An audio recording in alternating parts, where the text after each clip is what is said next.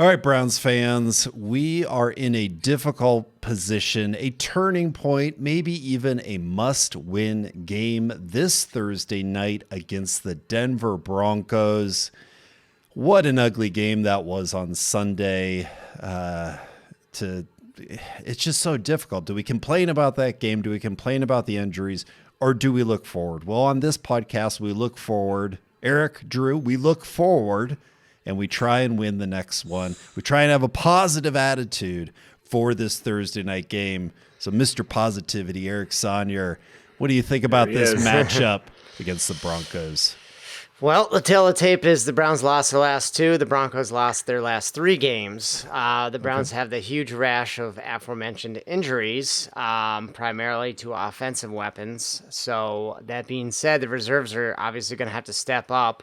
And God forbid our defense actually plays well outside of one game against a rookie quarterback. On their side, Teddy Bridgewater has just over 1,500 yards passing, 10 touchdowns and 4 interceptions this season. But the positive note there is 3 of those 4 interceptions came all last week. So, hopefully he's been figured out, had his stride hit. I don't know, maybe the Raiders just, did a good game plan and we can replicate that. The other thing about Bridgewater is he's been sacked 16 times this season, just under 3 times a game. So, provided we are able to get to him, then we should be able to take him down. He's not as elusive as several of the quarterbacks we faced already this season.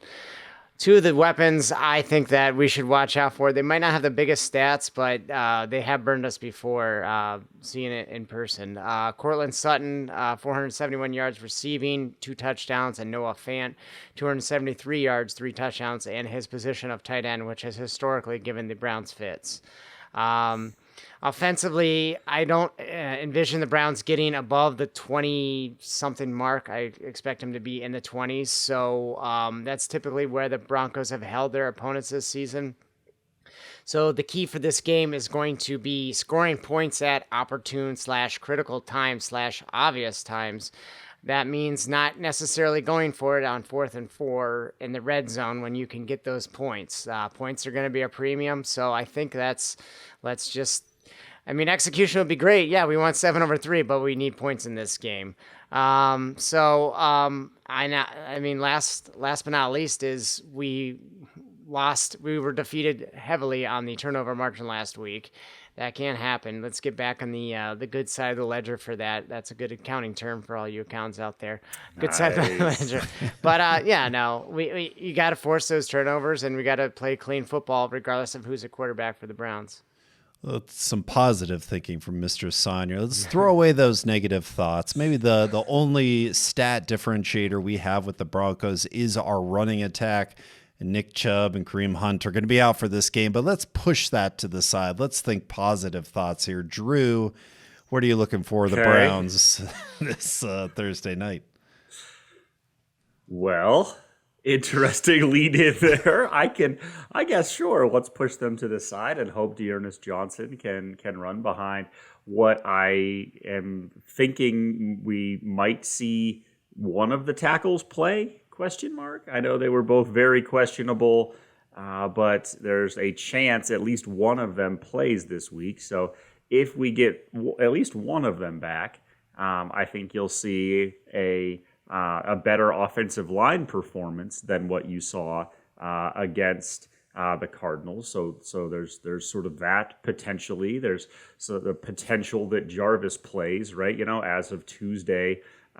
These are all just theoreticals, right? A bunch of people that were limited in practice or did not practice up to this point. So hard for us to look into the ball and see who might play. But if we're looking for some positive things, there's a chance we get some help there on the offensive side of the ball. And on the defensive side, it looks like the 3 sort of fragile cornerbacks are all a go for this game, which will be helpful. I think when all of them play, we have at least a chance of slowing down an opposing team. Eric already mentioned this, but the quarterback, Teddy Bridgewater, he is not mobile. The mobile quarterback is where Joe Woods and company go into this soft quarters zone where everybody watches the quarterback to not get beat with their legs. and they just get burned. They've been burned by every mobile quarterback they've played this year. It makes me dread when we play Lamar Jackson and the running backs from Baltimore, but that's not this game. This game is very much an immobile type of a quarterback, and I think the Browns defense will come to play this week, which is the good news. So if you're looking for some good news, I think it's on that side of the ball, and you hope that the offense puts enough together to sort of escape this game with a W. We still got Baker gritting through injuries. We still got Myles Garrett gritting through drug tests. Eric, key performer of this game, the Browns win. Who are you thanking the most for this victory? Well, this has happened, so it's not unprecedented, where it's somebody on the sidelines, but I'm going to go with Kevin Stefanski. He's got 3 things that he's got to accomplish in this game. One is devise an offensive game plan for D'Ernest Johnson, John Kelly, whichever quarterback, and to put them in the position to succeed, including, what we had already said about those offensive tackle situation and who's going to be in there and who's going to be blocking who. Second thing is he needs to get execution and buy-in from whoever's on the team, or whoever's playing. It might not always be a starter as long as they understand their roles, and most importantly, get the execution. That's going to be key. Last but not least, he needs to put a boot up Joe Woods' keister and try to have their defense actually look like a competent defense. They've done it one time this year, and then they did it another time when after Tyrod Taylor got hurt.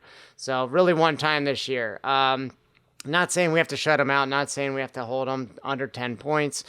That would be great, but let's look like an actual solid defense, competent defense, good communication in the secondary.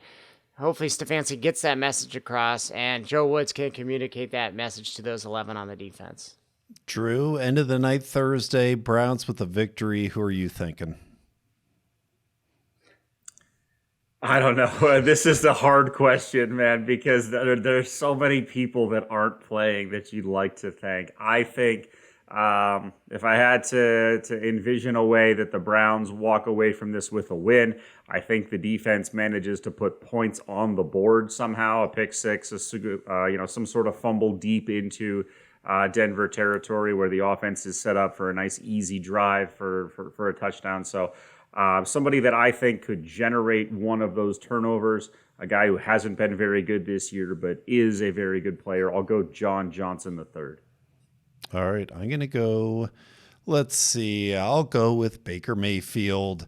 There are questions that he will play, but once again, I think he's going to show up on the field. He has been incredibly mentally tough, trying to get through this drought for the Browns. The good news, we've got Broncos, Steelers, Bengals, Patriots, Lions.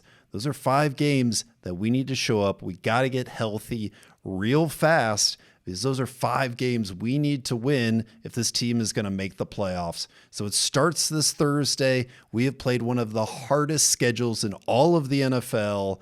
Let's win this game against the Broncos. We got to find a way to win and get on our way to beat up Big Ben and the Steelers.